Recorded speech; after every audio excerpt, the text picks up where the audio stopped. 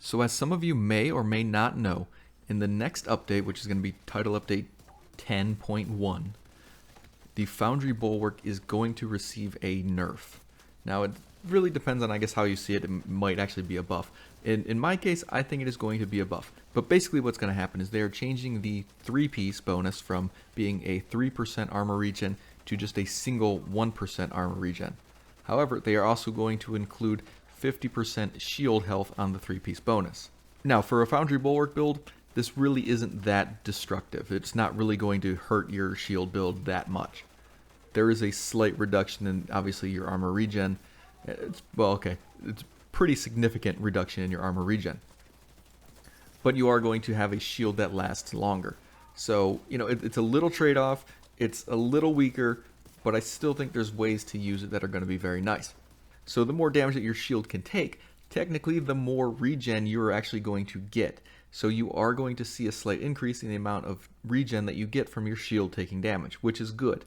Now this is just the quick, simple, and easy build that I'm using currently to basically just be a super tank for legendary missions.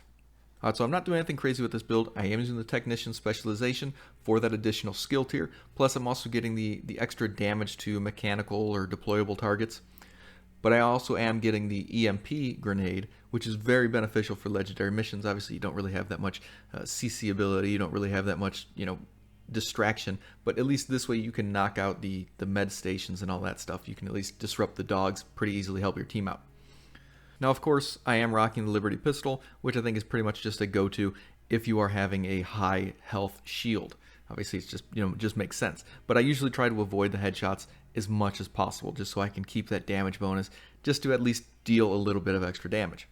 Now, if you're familiar with Foundry Bulwark, you know that you get the 10% armor, the 3% armor regen currently, and then, of course, with the 4th piece, you are getting the ability to repair 20% of the damage that you take over 15 seconds. So once your shield health goes up with the next patch, you'll be able to just regen a little bit more. So it's not really that big of a deal unless you are only using the 3-piece bonus.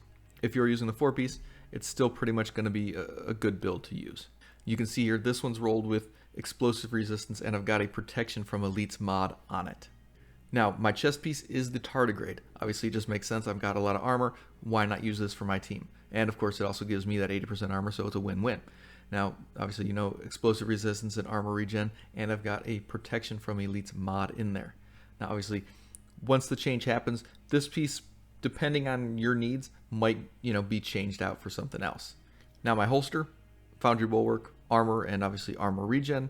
My knee pad's the same thing, armor regen. Not too different there. Now, with my gloves, I am trying to get a little bit of hazard protection just so I can have, some hazard protection, some explosive resistance, and some protection from elites. Now, my backpack is what really makes the build good. And it's pretty simple. All you need is an Alps summit with repair skill and a repair skill mod. Skill haste is up to you. If you can get one with that in there, that's great. If you can't get the skill haste, go for armor regen, something else, that's fine too. But the thing that really makes it good is the safeguard. Obviously, you can see here on my shield, I have 13 million health. Now, when I pair that with the Artificer Hive, I am repairing it for a set percentage, not an actual, set amount. So the more health I have on my shield, the more my Artificer actually repairs. Now, looking at the Artificer, you can see here I am hitting 48% skill repair. And that is just from the Alps piece I have.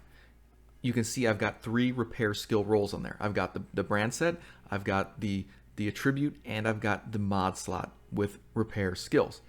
However, since I am going to be using that shield, the shield's going to be taking all that damage.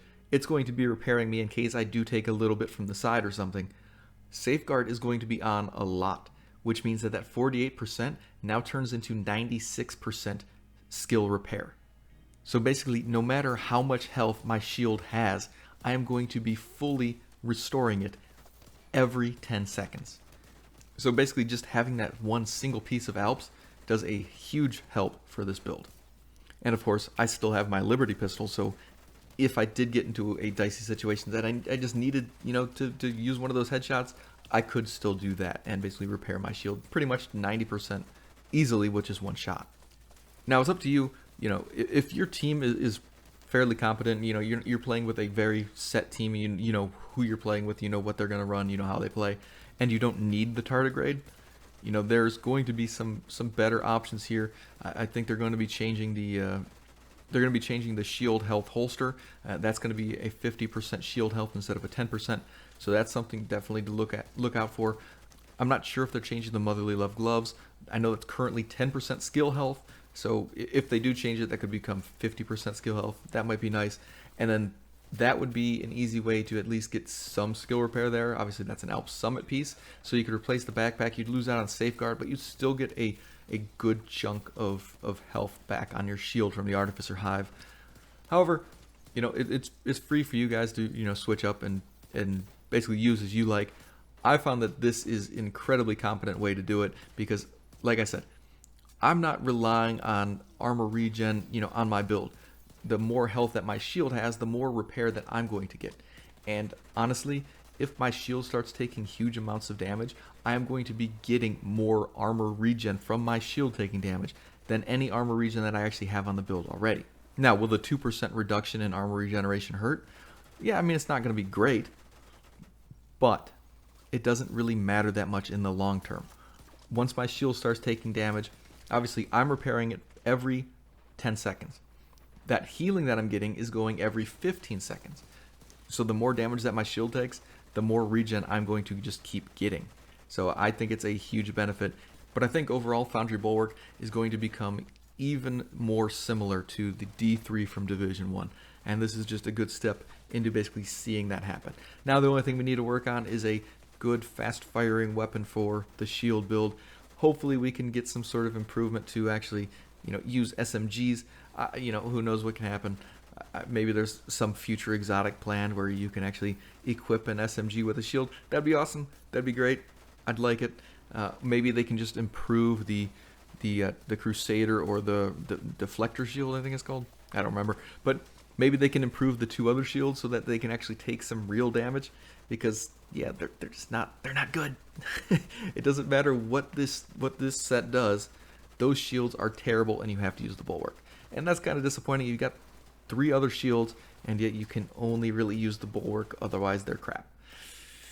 Yeah, it's a little bit disappointing. So maybe they can work on that. Maybe they can fix that. Get something going. Get an exotic out there that allows you to use an SMG with a shield or something. That'd be cool. Either way, thank you guys for watching. I'll see you in the next one.